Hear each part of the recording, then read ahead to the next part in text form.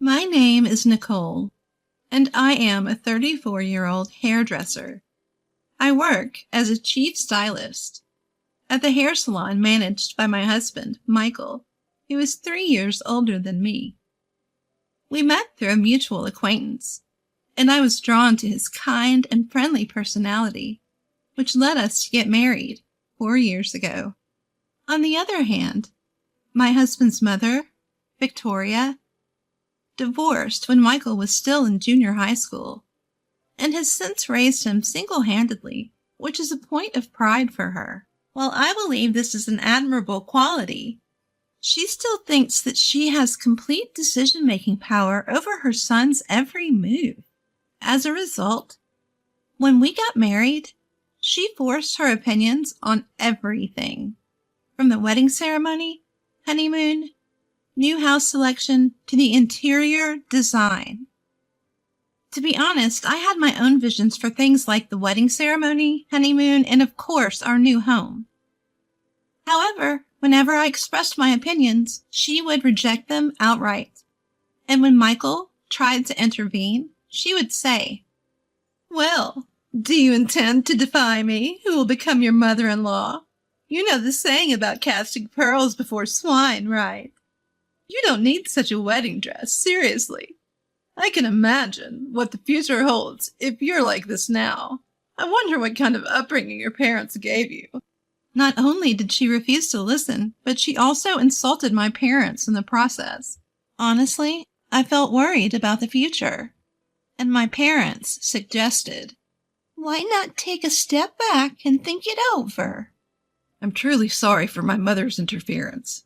I think it was very rude of her, but I want to build a family with Nicole and be happy together. I will work hard for this, so please, will you watch over our marriage as it is?" said Michael, who apologized sincerely. Seeing this, both my parents and I thought, I am sure that this man will stand by me in the future, even if my mother-in-law and I have conflicts. So we decided to get married. In the end, the wedding ceremony and our new home were entirely based on my mother-in-law's wishes. My mother at home advised me, "Take a loss now to gain later. I know you must be dissatisfied, but if you give face to your mother-in-law here, in a way, it'll create a debt she owes you." With her advice, I agreed to go along with it. However, now I regret my decision from 4 years ago more deeply than the ocean and higher than the mountains. Michael, I'd like to talk about work for a moment. I'm busy tonight with the junior chamber meeting. Yesterday was a shopping district gathering, and today is a junior chamber meeting? Last week, you had drinking parties and dinners every day. When can we actually sit down and talk? Well, every gathering and party is a part of my business, right? You're not good enough to be a wife of an entrepreneur. Complaining about it. I'm not complaining, but now we have 3 stores, and it's only natural that I'd want to discuss various things about management, right? Well, you know, I leave everything about the stores to you, Nicole. Your only redeeming quality, with no education or notable family background, is your skill as a hairdresser. So it's natural for you to work on increasing sales for the stores, right? So why are you trying to rely on me? Isn't that strange? Here we go again. 4 years after starting our hair salon business from scratch, we have successfully opened our 3rd store and are considering opening a 4th by the end of the fiscal year.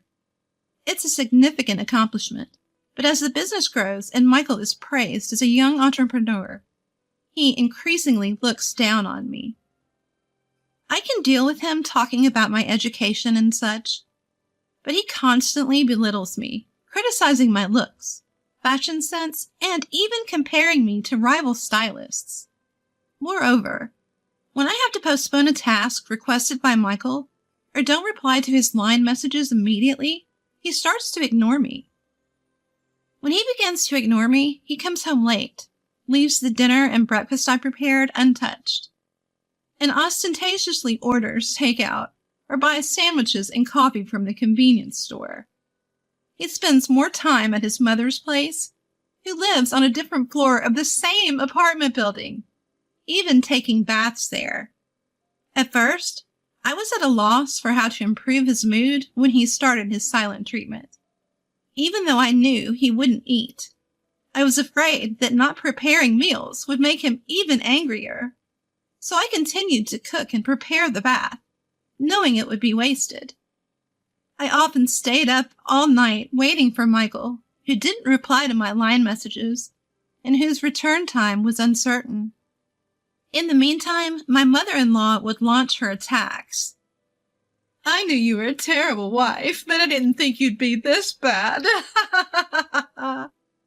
Why is Michael ignoring me? What's the reason? You really don't have any idea. I can't believe it. Are you angry because I did something wrong? If you heard it from Michael, please tell me. There's no point in me telling someone who doesn't know their own shortcomings, right? She laughs and doesn't give me an answer.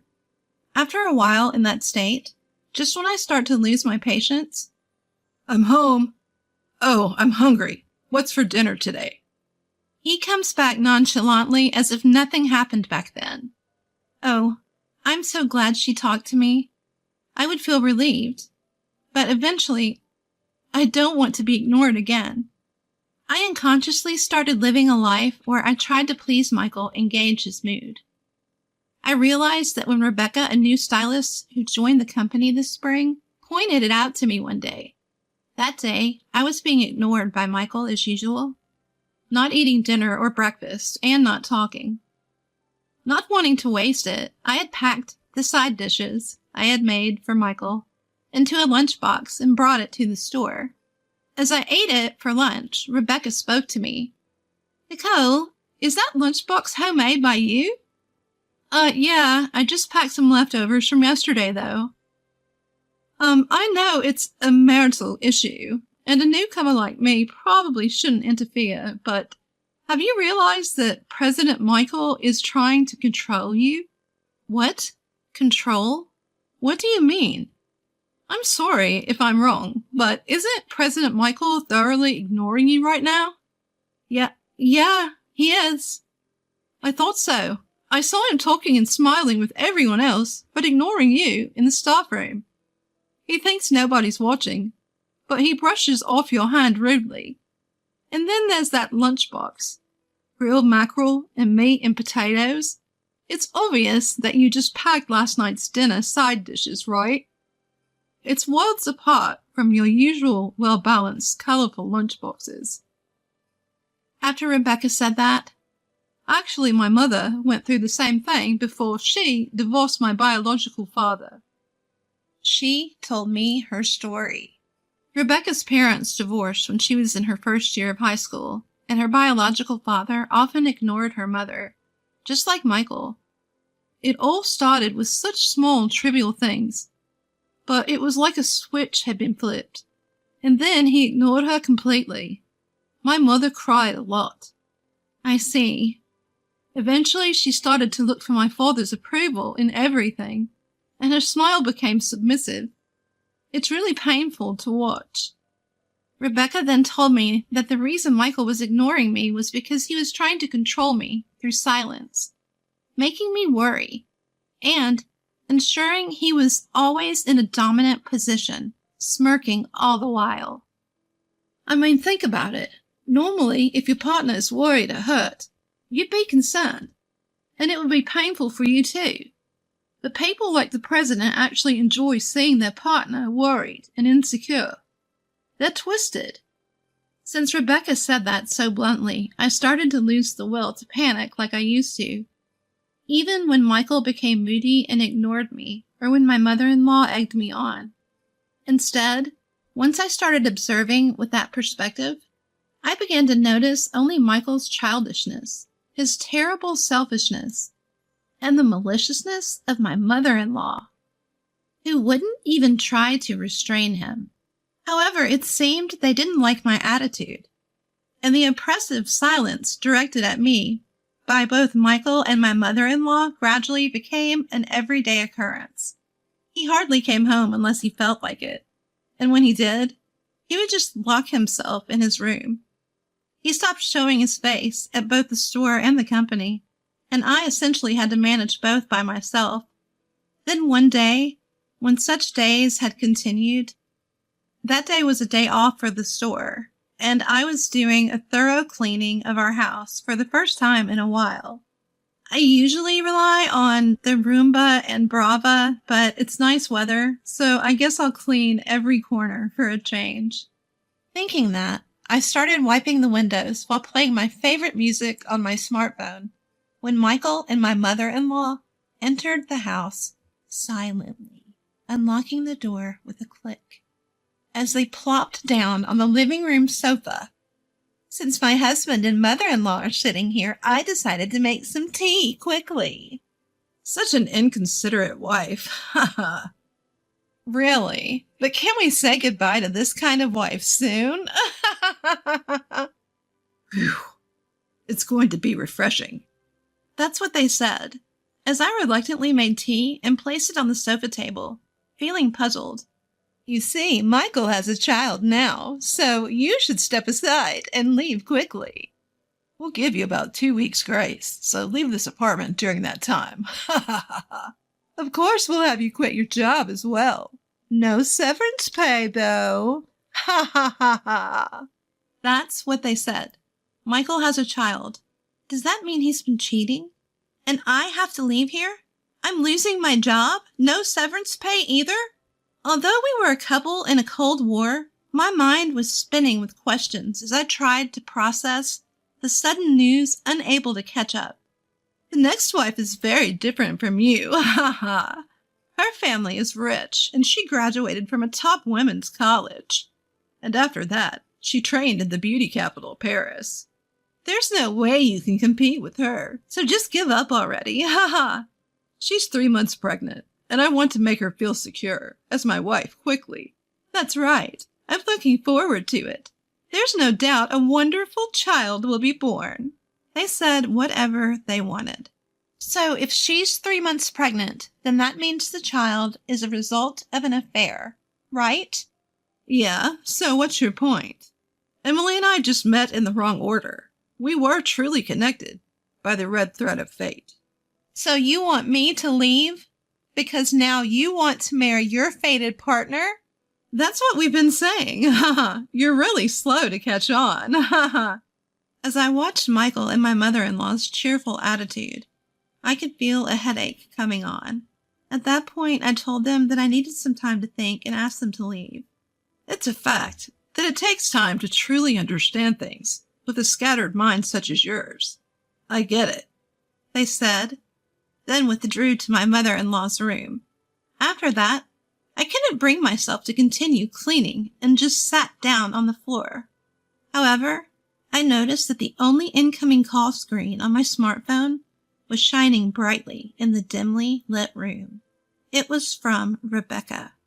Rebecca? Oh, Nicole, where are you now? At home? When I briefly answered yes, Rebecca said she was coming over right away and hung up the phone. About 30 minutes later, Rebecca appeared with both hands full of bulging eco bags. Sorry for the intrusion. I bought some random food and drinks for us. Saying that cheerfully, she borrowed the washroom to wash her hands, then quickly began to arrange the deli food she had bought on the table. She brought glasses from the kitchen and poured craft beer, her recent favorite, and said, "Let's eat before it gets cold." And she put a spoon in my hand. I tried eating as told, and the taste of fluffy, soft omelet rice filled my mouth. Delicious. Right? This place has amazing omelet rice, she said with a bright smile. I brought a variety of things, so please savor and enjoy them. I was reminded that I had only eaten coffee and bread for breakfast and hadn't had a proper meal. Although I had been completely emotionless until then, I was hungry after all. I realized for the first time. We ate in silence for a while, and when we started drinking beer, Rebecca said, "I received a group email from the boss saying that you're leaving the store at the end of this month, I told her that my mother-in-law and Michael had demanded a divorce and that I quit the store. Rebecca was silent for a moment at my answer, but soon asked, looking straight into my eyes, "What do you want to do, Nicole? Do you mean what I want to do, not what they say I have to do? It's your life, Nicole. You decide which way to steer. You should steer toward what you want." What I want, When Rebecca said that, my heart felt surprisingly clear. Let's get a divorce. There's not a single reason why I should stay with Michael and his family. I want a divorce. I want to start my life over right away. I answered clearly. I was given a 10-day grace period by Michael, but once I started taking action, everything went smoothly. I didn't have many personal belongings, so I quickly packed them up in separate boxes provided by the moving company. I asked Rebecca to handle my belongings at the store because I didn't want to see Michael until everything was settled. At the same time, I asked a lawyer, introduced by an acquaintance, to prepare a document demanding alimony and division of property from Michael. I signed a contract for a property I liked after several viewings. As soon as the move was completed, I had a lawyer send documents to my mother-in-law. Almost at the same time the letter arrived, I received a barrage of line messages and emails from my mother-in-law and Michael, so I decided to propose a meeting at the lawyer's office. While waiting at the lawyer's office for the scheduled time, a grinning mother-in-law, Michael, and young woman appeared. When the lawyer asked the woman, "Who might you be?" Before she could answer, my mother-in-law said, "This is Emily, who will become Michael's wife after your divorce." As soon as I submit the divorce papers with you, I plan to immediately submit the marriage registration with Emily. They seemed very pleased. Since it didn't matter to me, I just asked if they would agree to our demands, and they said, "Yeah, think of it as a severance payment. We'll pay you whatever you want." I didn't think it was necessary, but Michael is a kind person. For you, who will live a lonely life from now on, money is all you can rely on. They handed over the full amount I had specified in cash with a bank's envelope seal. I then filled in and stamped my section of the divorce papers and handed them over, ending the process. Finally, I said, "I don't think we'll meet again, but just in case, I will never help you in any way, no matter what happens." "Aha! So this is your last desperate remark. Okay, I understand you're upset, but you don't have to be so sarcastic." The woman named Emily and the three of them left the office laughing. I am now working as top stylist at a hair salon in the city center. Rebecca, who has been assisting me since last month, is the same Rebecca who helped me see the truth. After deciding to divorce at the lawyer's office, I immediately started looking for a new job. My past contest awards and being featured on a beauty website as a popular stylist helped me quickly land a new job. I am able to live without touching the consolation money or property division. I also started dating a man I met at a joint training session with the sister store of the salon where I currently work. I feel surprisingly free and relaxed every day. Nice. Where are you going on your next date? Hey, don't tease your seniors. Rebecca continued to work at Michael's salon for a while after I left. In fact, I was the one who convinced Rebecca to quit immediately. There were two reasons. The possibility that Rebecca, who had just started working, would be seen as lacking cooperation or patience if she quit, and concern that Rebecca might still be targeted by Michael and his mother if they knew she was still my friend. Rebecca reluctantly stayed at the salon, and according to her, the aftermath of Michael, his mother, and Emily was like a roller coaster drama. Emily appeared at the salon after my divorce, full of confidence, as the new top stylist and field manager, but her pride lasted only one day. The male staff member, who had been the sub-stylist under me, turned out to be Emily's class. Not knowing this, Emily made a grand entrance at the salon as a Paris-trained hairstylist, accompanied by Michael. Wow, I thought you must be some amazing person since you said you were back from Paris, but it's just you, Emily. Thomas, why are you here? I should be asking you the same thing. I'm really surprised. You were always getting scolded by the teacher because you couldn't do any of the written test subjects at all. How did Emily, who kept repeating a year and eventually faded away, end up in Paris? That's not true at all, is it? Don't make things up, right, Emily? Well, you'd need a French hairdresser's license to work in Paris, right? When did you become fluent in French, like a native speaker? Of course, I studied at university, didn't I? University? Wow. The Emily who used to say she didn't understand English during the elective French conversation classes at beauty school. And with that, Emily's disguise was completely stripped away. Afterward, a loud argument broke out between Emily, Michael, and Emily's mother-in-law, who rushed into the scene. The situation got out of hand, and the police were called. As a result, staff members began to leave one by one, and the salon lost its energy. Customers started to drift away, and the business quickly hit a dead end. They had no choice but to close 2 of their stores and try to restart at the original store. But it was already too late, and they had to close down completely last month. That must have been really tough. It really was. But because of that, I was treated as having left the company due to company circumstances. So the questions about my previous job during the interview here went smoothly. I'm happy to be working together again, but why did you choose the salon? Of course, it's to learn from Nicole's skills up close. I got it. I'll train you properly. Sometime after Rebecca changed jobs, a letter arrived from Michael and his mother through the lawyer, who was hired for the divorce. They probably had no other way to contact me, since I had cut off all communication and my parents had firmly refused contact as well. The letter went on and on about how they had been deceived by Emily, and that she wasn't pregnant and her background was all lies. She had taken everything from Thomas, all the valuable items, and disappeared shortly after. They had lost the salon and the apartment that they had used as collateral. Nicole is the only hope for me and my mother. I believe that you, being so kind, will extend a helping hand to us in our time of need. We want to hear from you as soon as possible. After skimming the letter, I called the lawyer who had passed it on to me.